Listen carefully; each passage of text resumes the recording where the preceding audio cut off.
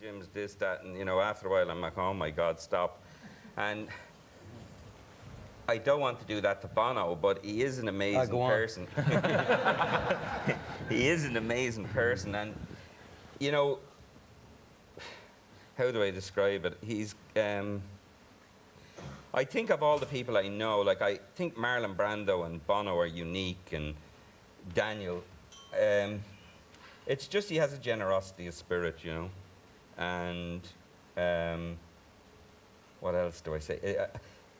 It's very hard to describe, you know. Yeah. He's very tall. He could be he could be a different way, being a rock superstar. We're talking about him as if he wasn't here. Yeah. It's only now that, like, I'm doing this thing about my life and going out, and it feels like I'm in a warm bath of publicity, you know, and I can't get out of it, and the pressures you get under are quite, you know, they get extreme, but he's under that every day. Yeah. And as an ambassador for this country, there hasn't been anybody better, ever.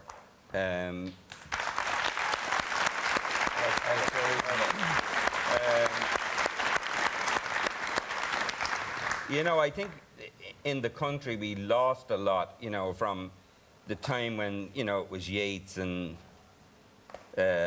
Wilde and Joyce and whatever, you know. But sometimes I think the only person I know in that company is Bono. I mean, it's just because he's changing the... I remember walking into the project and seeing them play, and I can just remember Bono up on the stage being... just struck me as amazing. And the band were good, but they needed to rehearse a lot, you know, and they did, and they played, and then one day I just went in and I heard this weird sound. It was the first hit, Walk Away, you know. Why Will Follow If You Walk Away. And it blew my head, and I never, you know, I didn't really know why, but I just knew that it was a unique sound. And that sound is... Edge. Yeah. Edge, yeah. It hasn't changed that much either, Edge, has it, over the years? It's that amazing, sound? yeah, what 2 notes can do for a career. If you just stick No, at but it. it's strange that you know, that a guitarist at that early stage produces a trademark sound. I mean, everyone knows when Edge is playing guitar. Well, so it's kind of... limitations can be an advantage in some ways. Limitations, yeah. Options are not always your best friend. Well, Edge was the only one who could play. I think what Jim related to, or we related to together, and it was Peter as well, was there in the project, and Mannix Flynn was around at that time, was myself and Gavin, the more theatrical people, and Googie at the time. We were people who would, you know, set fire to ourselves, you know, for a laugh or to make a point or whatever. And but actually, the project was the very first gigs we ever played were under Jim's tutelage, so to speak. And in fact, the show that we did when Paul McGuinness saw us for the first time was in the project. And we knew he was going to be our manager because we went to the bar next door and we were all like 17 and a half, and he managed to get us served. So we thought, if he can get us served, he must be a good night. Get us a record deal. It was called Paddy's Punk Party, and I remember somebody shouting up, "More punk in the monkeys," at us. I think it was you, was it? We weren't really a punk band, but we were finding our own way, looking for our own voice, really. And this is the thing about Irish people, that we're better at being ourselves than we are at being other people. And for a few years, I think we tried to be, you know, there was a point where we felt that, you know, we looked up to other people. And now I think we look up to ourselves. And if that has happened, it's because of films like In the Name of the Father and My Left Foot and In America. I think it's a new way of seeing ourselves. I'm not that as interested as people might think about the way people see us, but I am very interested in the way we see ourselves, and the sense that family is really important. That's a theme that runs through all of his films, and you can see it tonight. It's about family, it's about community, and our music comes out of community. So that's our thing, but it's very strong, because if you if you feel strong about yourself, it doesn't really matter what other people think about you. And he gave us confidence. He's a great, great bodyguard. There's no better bodyguard. And there have been moments when we've gone through that sort of self-doubt and things, and he's there and the phone will ring and saying, I just saw you do that. That was really good. Don't let anyone else tell you it wasn't. What sort of things give you self-doubt? That you've done recently? You said, oh, have I overstepped it, or? Well, this week we had a fairly big one. We were in Ayers Studios in London recording some strings, 50-piece orchestra for 3 songs. And at the end of the day, it was an incredible arrangement by this fellow, Craig Armstrong, but the songs were shite.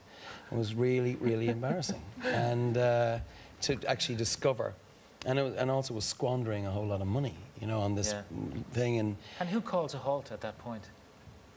I mean, you guys write the songs together. Well, the band, I mean, everyone writes. It's a strange way. We're kind of dysfunctional group. We don't really know how we do it. I mean, how do we do it?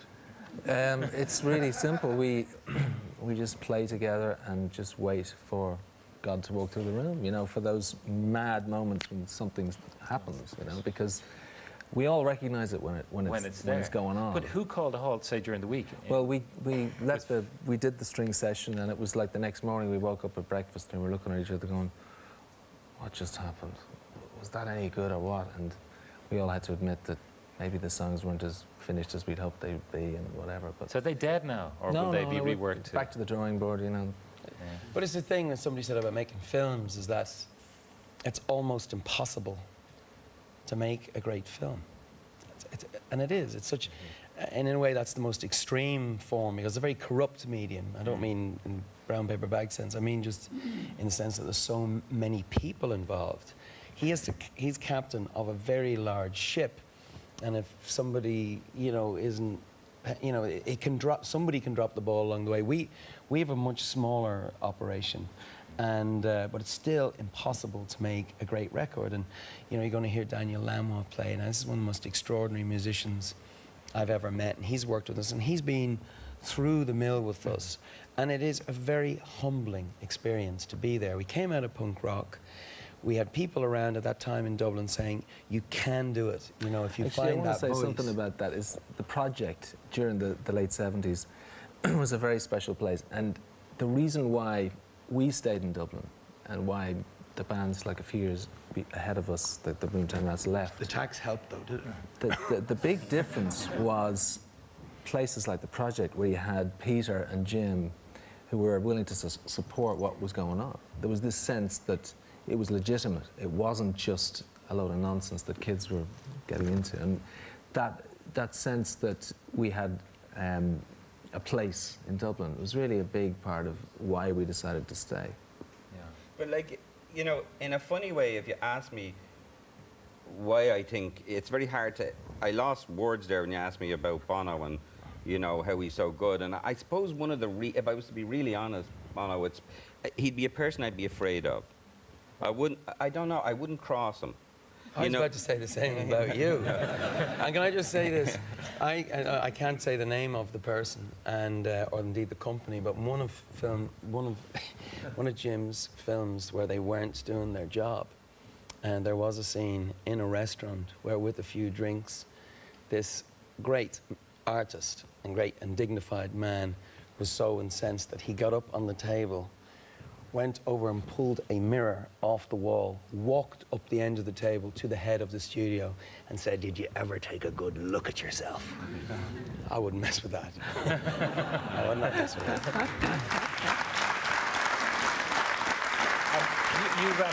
Bono, you have a pal knocking around that you want me to meet. I haven't met him before. What's his name? Well, he's one of Jim's favourite poets. He's the poet laureate of our community out in Dalkey in Killiney now he lives, but we've known him, and he has a poem. It was a special surprise. His name is Gary German. He's kind of extraordinary.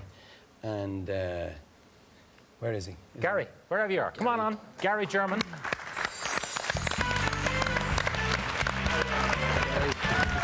Jim, congratulations. Thanks very much. Nice to meet you, Gary. Nice to meet you. Now, will you do the poem for us? I have a short poem for Jim. Yeah, sit down there, Jim.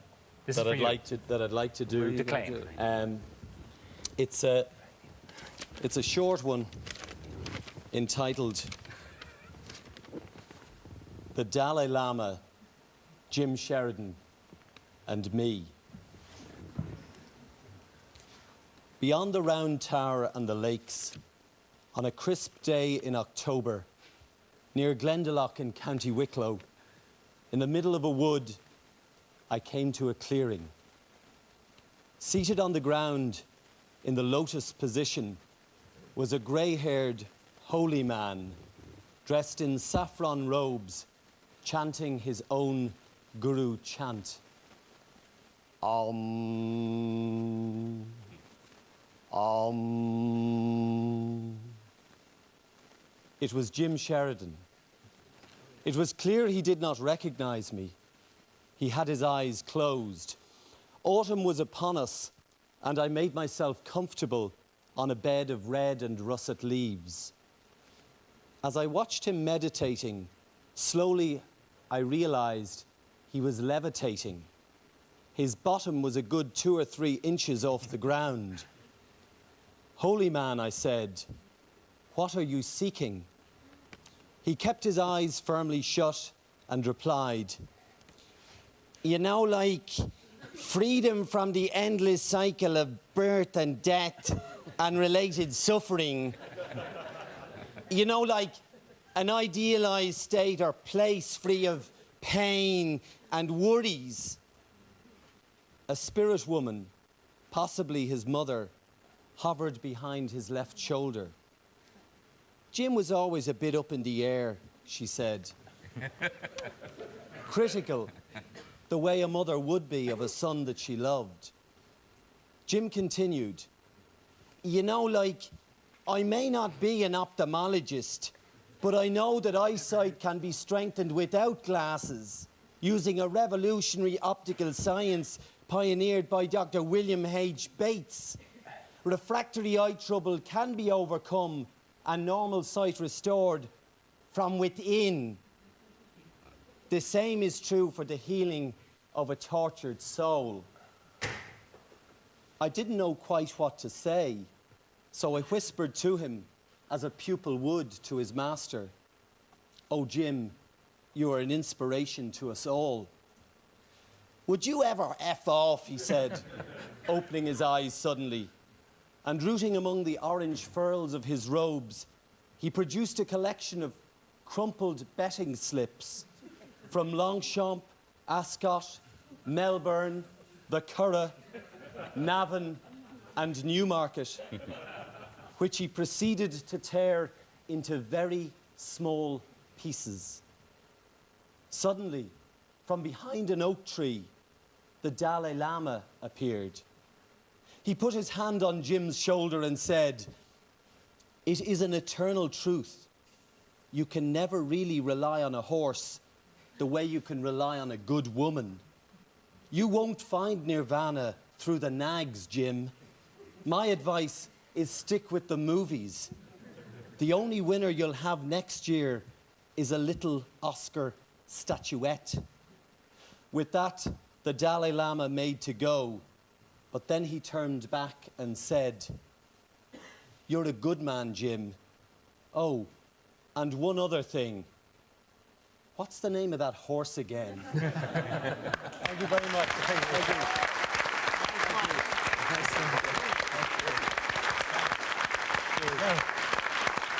Bono, that was one performance. We've got to see another. Sure. Daniel Lanois is here, the man you mentioned moments ago. Yeah. And you're going to give us I think, a unique performance tonight. Well, we've never done this song. It's a song I wrote with Dan a few years ago for a film, Wim Wenders, a film that Jim again was bodyguard on. This was my first time ever getting into writing for a film story and then music. And it's called Falling at Your Feet, and it's never been performed before, and if we fuck up, it'll never be performed again. Oh, great. You played as well on this day. Okay. Okay, good luck with this. All right, this song is also found on Dan's new album, which is called Shine. But this was originally heard in the movie The $1 Million Hotel. Okay, we're ready to go.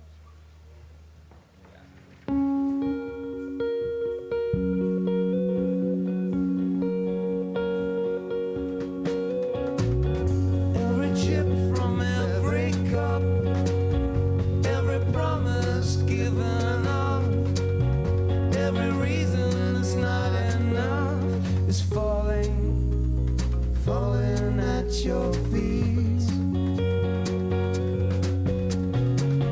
Every band at elastic limit, every race when there's nothing in it, every winner that's lost its ticket is falling, falling at your feet.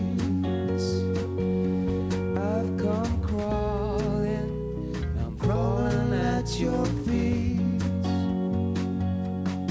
All fall down, all fall down, all fall down, all fall down, all fall down.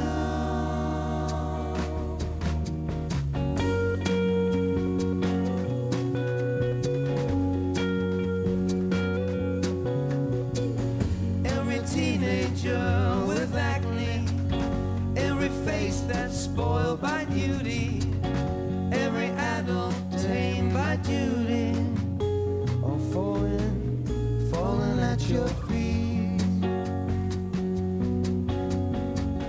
Every foot in every face, every cop who finds the grace, every prisoner in the maze, every hand that needs an ace is falling, falling at your feet.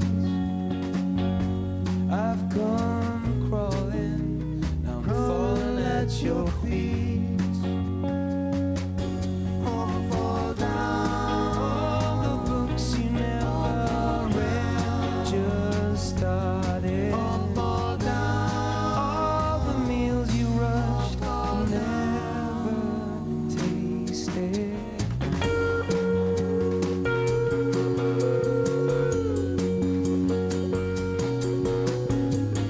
Every eye closed by a bruise, every player who just can't lose, every pop star hurling abuse, every drunk back on the booze, all falling, falling at your feet. I've come crawling, now I'm falling at your feet. All fall down, all the information, all the big ideas, all the radio waves on electronic seas. How to navigate, how to simply be, to know when to wait, explain simplicity. In whom shall I trust? Teach me to still, teach me to surrender. Not my will, thy will. Daniel Lanois. Well done, Bono. Thank you very much. Thank you. Dan, thank you very much. Thank you very much. That is the end of this part. We'll see you in a couple of minutes' time. That was Thank brilliant. you. Brilliant. It worked. Very good. We missed the first bit.